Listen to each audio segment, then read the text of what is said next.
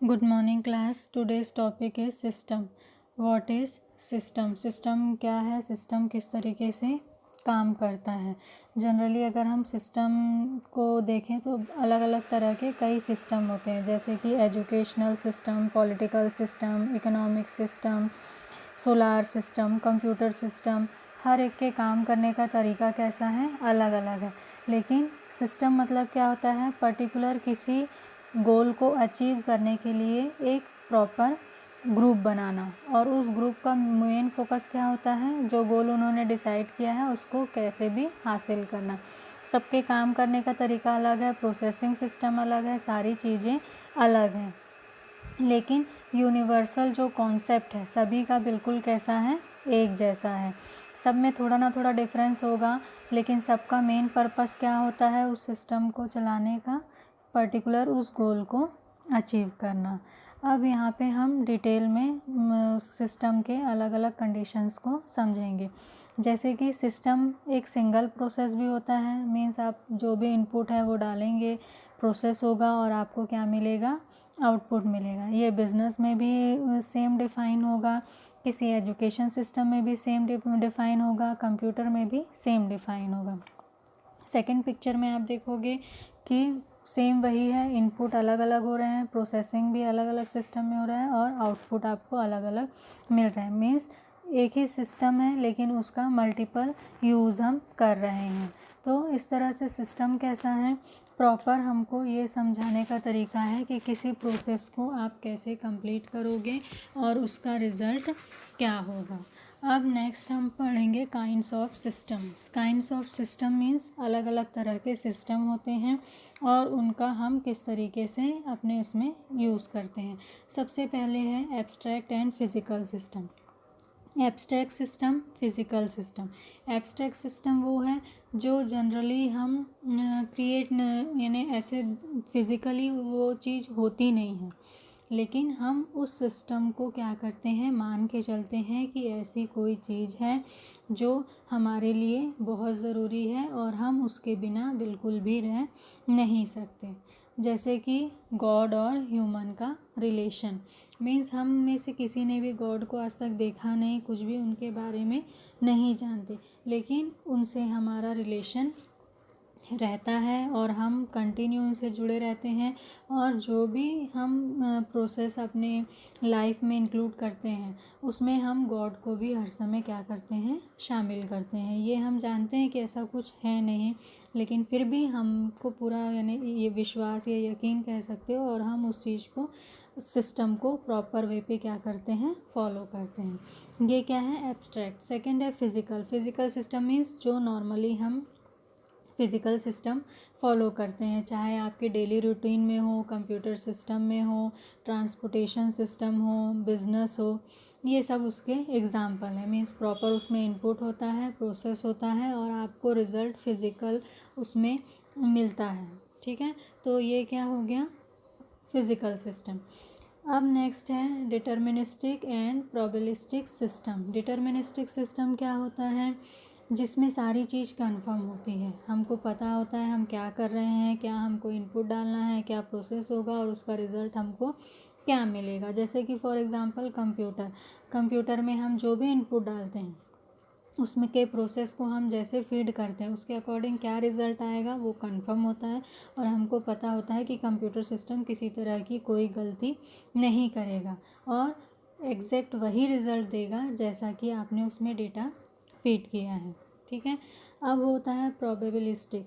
Means जो daily life में हम करते हैं, मीन्स हमको कल क्या होने वाला है या अगले 1 घंटे में क्या होने वाला है हमको कुछ भी पता नहीं होता, फिर भी हम पूरे दिन की प्लानिंग करते हैं, अगले 10 दिनों की प्लानिंग करते हैं, साल भर की प्लानिंग करते हैं, अगले 10 सालों की भी प्लानिंग हम करते हैं। क्यों करते हैं? क्योंकि ये हमारा सिस्टम है कि हम आगे के बारे में सोचें, प्लानिंग करें और कंटिन्यू काम करते रहें। हम ये नहीं सोचते कि कल कुछ गलत होगा या बुरा होगा, हम सोचते हैं कि हमने जो प्लानिंग की है उसके अकॉर्डिंग ही सारा काम क्या होगा? सिस्टमेटिक होगा। तो उसे हम क्या बोलते हैं? Probabilistic system. नेक्स्ट है open and close system. Open system वो होता है जिसमें हम टोटली इन्वायरमेंट से जुड़े रहते हैं, अपने सिस्टम जिस सिस्टम में हम काम करते हैं उसके अकॉर्डिंग इन्वायरमेंट में भी जो चेंजेस होते जाते हैं उसको हम क्या करते जाते हैं, एक्सेप्ट करते जाते हैं।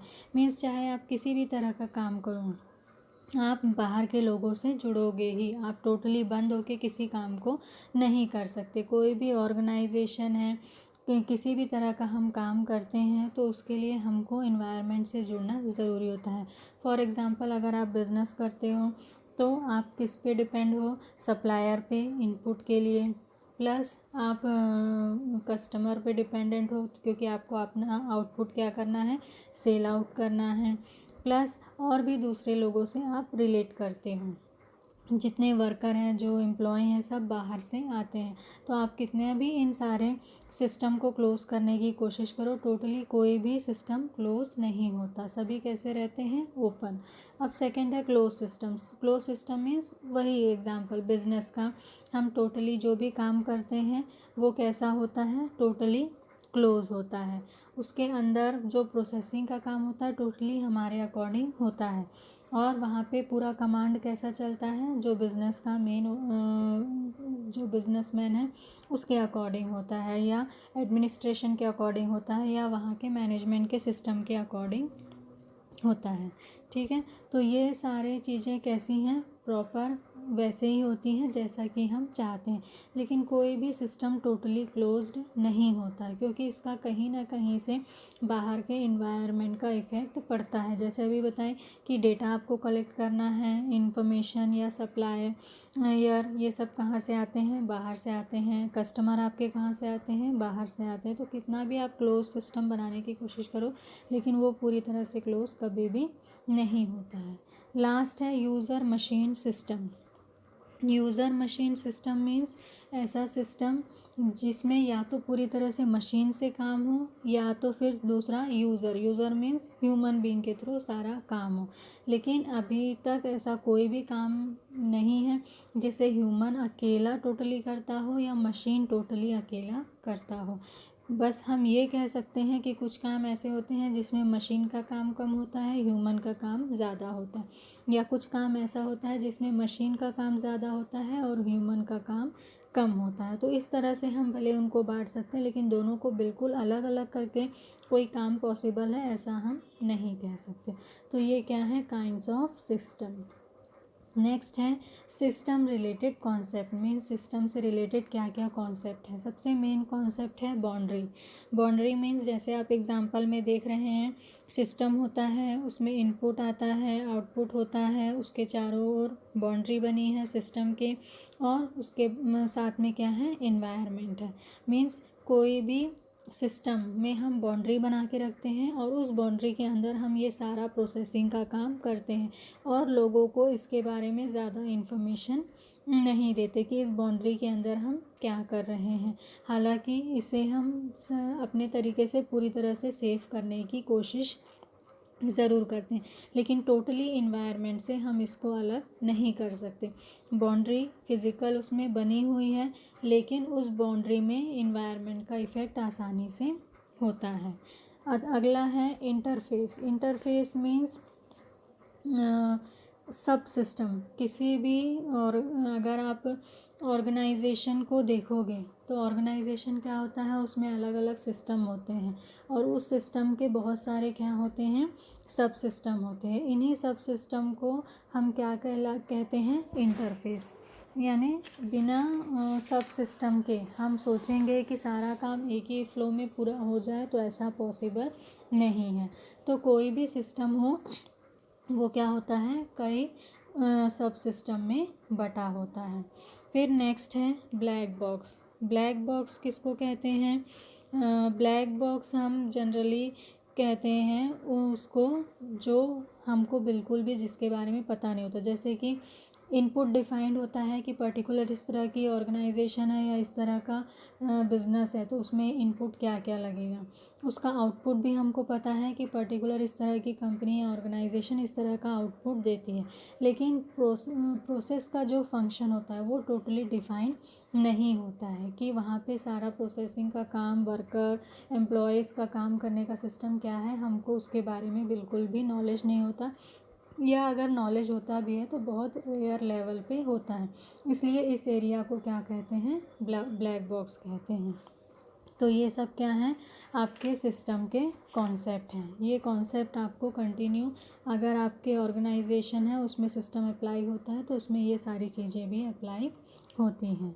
फिर नेक्स्ट है system decomposition. System decomposition means पूरे सिस्टम को प्रॉपर वे पे कंपोज करना। मीन्स सिस्टम होंगे, सिस्टम के बहुत सारे सब सिस्टम होंगे और उन सब सिस्टम के भी अलग अलग सब सिस्टम होंगे, ठीक है। और इन सारे लोगों को प्रॉपर वे पे आपको प्रोसेस करना है, डिवाइड करना है, सबके काम अलग अलग बांटने हैं, प्रॉपर एक दूसरे को कम्युनिकेट करना है, जिससे कि सभी काम क्या हो, प्रॉपर वे पे हो।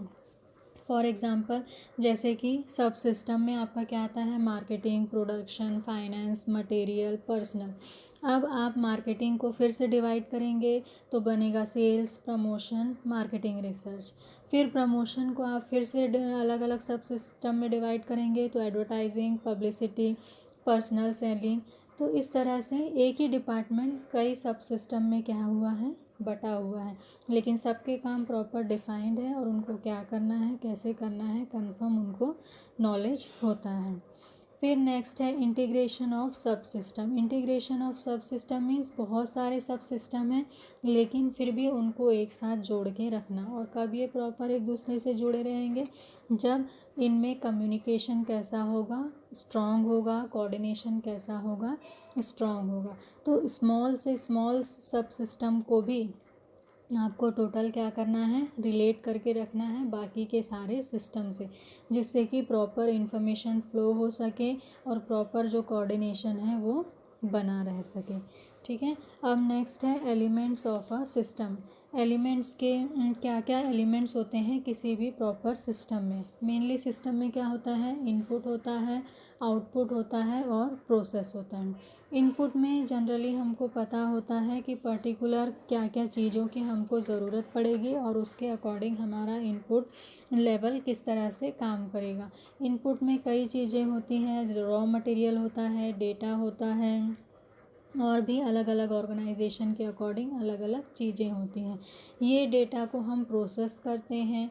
प्रोसेस करना मीन्स प्रॉपर क्लासीफाई करते हैं, समराइज़ करते हैं, प्रॉपर कैलकुलेट करते हैं और फिर इसको हम किस में चेंज करते हैं, इंफॉर्मेशन में, या फिर हम इसको कह सकते हैं आउटपुट में, जिसके अकॉर्डिंग हम प्रॉपर किस में पहुंचते हैं, डिसीजन में पहुंचते हैं कि हमें स्टेप बाय स्टेप क्या क्या काम करने हैं और उसके रिज़ल्ट हमको क्या क्या मिलेंगे, ठीक है। मीन्स ये जो डेटा रहते हैं वो मेनली हमको सपोर्ट करते हैं, किस में करते हैं, प्रॉपर किसी काम को स्टेप बाय स्टेप करने में सपोर्ट करते हैं। मीन्स इनपुट क्या होगा, प्रोसेस कैसा होगा, आउटपुट उसका रिज़ल्ट कैसा होगा, इन सब को के लिए प्रॉपर जो डिसीजन मेकिंग है वो टाइमली सही डिसीजन हम कैसे ले पाएंगे, फिर वो डिसीजन सही है या नहीं है उसको कैलकुलेट करने के लिए प्रॉपर हम क्या लेंगे, फीडबैक लेंगे।